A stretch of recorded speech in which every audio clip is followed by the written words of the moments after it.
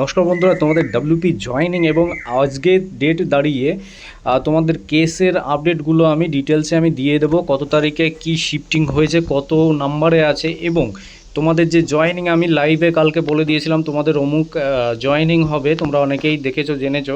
আর তোমাদের ওই লাইভটা পুরো দেখলেই বুঝতে পারবে যে ওই লাইভের ভিতরে আমি একজনকে সিনিয়র একজন দাদা আছে যিনি অফিসিয়ালি দায়িত্বে আছে, তাদের কাছেও রিপোর্ট চলে এসছে অলরেডি। ঠিক আছে, আমি তোমাদেরকে বলে দিয়েছিলাম, ওনার সঙ্গেই কথা বলে দিয়েছিলাম লাইভে। এবং তোমাদের আমি যেটা বলছি যে কেস নাম্বারগুলো আমরা দেখব, কেস নাম্বার শিফটিং হয়েছে কি না, এবং জাস্টিসের ব্যাপারটা সব ডিটেলসে এই ভিডিওর মাধ্যমে বলবো। তাই যারা নতুন ভিডিওটা দেখছো অবশ্যই কিন্তু সাবস্ক্রাইব করে রাখবে। এরকম যদি টুকিটাকি কোনো রকম খবর পাই আমি দিয়ে থাকি তোমাদেরকে। পুরনো যারা আছে একটুখানি ভালোবাসা লাইক দিলেই হয়ে যাবে, আর কিছু দরকার নেই তোমাদের কাছ থেকে। তো চলো আমরা প্রথমত দেখে নিই আমাদের বেঞ্চটা, দেখে নিই কত নাম্বার কোর্টে এবং কত কেস আছে। ঠিক আছে, দেখে নাও 36 নাম্বার আমরা এতদিন দেখেছি অমৃতা সিংহা ম্যাডামের বেঞ্চে কিন্তু আমাদের কেস উঠেছে। এখানে কিন্তু বেঞ্চ কুমার মিত্র আছে, কুমার মিত্রই তোমরা দেখতে পাবে সবাই। আমরা ভিউ করব, ভিউ অল করলে পিডিএফটা ডাউনলোড হয়ে যাবে। এবার মেন আছি যে আমাদের মেন কথা হচ্ছে যে আমাদের এখানে 18 নাম্বার কোর্ট আছে, তাহলে চেঞ্জ হয়েছে, কি চেঞ্জ হয়েছে?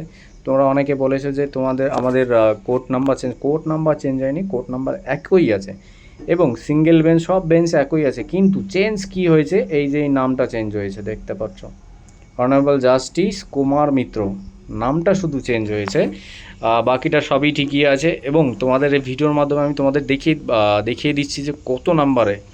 এবার সব ডিটেলসে বলবো যে তোমাদের জয়েনিংয়ের বিষয়টা আমি বলেছি, সব ডিটেলস, রেজাল্ট কবে আসতে পারে তোমাদের ডিটেলসে আমি এই ভিডিওর মাধ্যমে বলে দেবো। একটুখানি থাকবে সবাই, রিকোয়েস্ট থাকলো, ঠিক আছে। 2 নাম্বার দেখো, 2 নাম্বার এবং 3 নাম্বার এখানে আর একটা চন্দনধারা, মানে একই চন্দনধারার এইটাই কেস আছে কিন্তু ডাব্লিউপিএ 73-18, এটা ডাব্লিউপিএ 73-17, ঠিক আছে 17। এখানে দুটো কেস কিন্তু পরপর আছে আমাদের।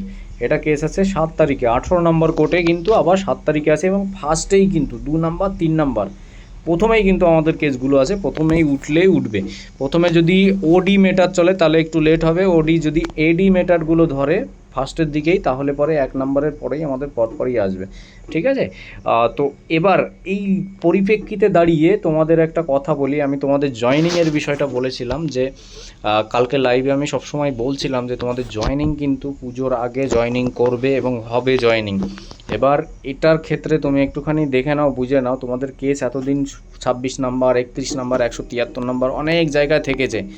আজকে দাঁড়িয়ে দেখো 1 নাম্বারের থেকে 2 নাম্বারের ভিতরে আছে। এটা মোস্ট ইম্পর্টেন্ট, হয়তো অন্য কোনো কেস আছে সেই জন্য 1 নাম্বারে দিয়ে রেখেছে, ঠিক আছে।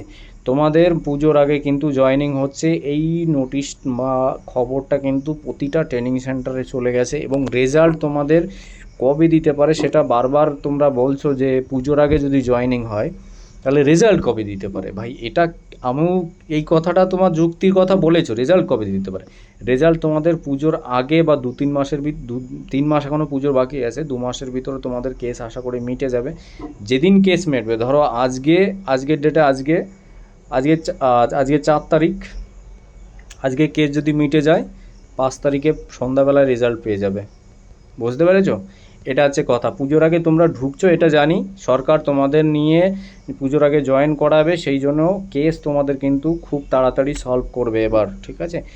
এই নিয়ে অনেকে কমেন্ট করেছে, দাদা তাহলে কেস রয়েছে রেজাল্ট কবে দিতে পারে? রেজাল্ট ভাই আমিও বলতে পারবো না, তুমিও বলতে পারো না, কেসগুলো যত পর্যন্ত সলভ না হচ্ছে তত পর্যন্ত রেজাল্ট দেবে না। পুজোর আগে ধরে রাখো তুমি ঢুকছো, যদি বাইচান্স মিস্টেক আবার কোনো কেস কোনো রকম কোনো কিছু ফাইলিং হয় তাহলে পরে সমস্যা হয়ে যাবে, জয়েনিংয়ের ব্যাপারটা আরও আটকে যাবে, ঠিক আছে। জয়েনিং যদি একটা জিনিস কি, তোমাদের কেসের কোনো স্টে অর্ডার নেই, স্টে অর্ডার যদি থাকতো তাহলে পরে তোমাদের সমস্ত রকম প্রসেসিং আটকে থাকতো, ঠিক আছে। সেক্ষেত্রে স্টে অর্ডার নেই, তোমাদের যে কোনো মুহূর্তে তোমাদের জয়েনিং করাতে পারে ভাই, যে কোনো মুহূর্তে রেজাল্ট পাবলিশ করে দিতে পারে। সেই ক্ষেত্রে পিআরবি ডিলে করছে কেন সেটা তোমরা ভালো করে বুঝবে, আমিও জানি, সবাই ম্যাক্সিমাম জানে, ঠিক আছে। সেক্ষেত্রে ভিডিওটা অবশ্যই যদি ভালো লাগে, তোমাদের আমি বলে রাখলাম জয়েনিংয়ের পুজোর আগে কিন্তু কনফার্ম জয়েনিং হচ্ছে তোমাদের। কালকে যদি কারোর বিশ্বাস না হয় তাহলে কালকে যে লাইভটা করেছি কালকের ডেটে, লাইভটা একটু দেখবে, ঠিক আছে, তাহলে বুঝতে পারবে বিষয়টা। পুরো লাইভটা কাটবে না, ঠিক আছে, একটুখানি স্পিড করে নেবে, অসুবিধা নেই। অনেক বড় লং হয়ে গেছে তো ভিডিওটা, ওর মাঝখানে যে দাদাটাকে আমি এসেছিলো, কথা বলেছিল তোমাদের বিষয়ে, জয়েনিংয়ের বিষয়ে, সেই কথাগুলো শুনবে, তাহলে বুঝতে পারবে। ঠিক আছে, ভিডিওটা যদি ভালো লাগে তাহলে পরে শেয়ার করে দিও আর সাবস্ক্রাইব করে রেখো। তোমাদের সমস্ত রকম তথ্য কিন্তু তোমাদের আমি দিয়ে থাকি এবং দিয়ে রাখবো, সবসময় মোটিভেট করে রাখবো সঠিক খবর দেওয়ার জন্য। ভালো থেকো বন্ধুরা, জয় হিন্দ।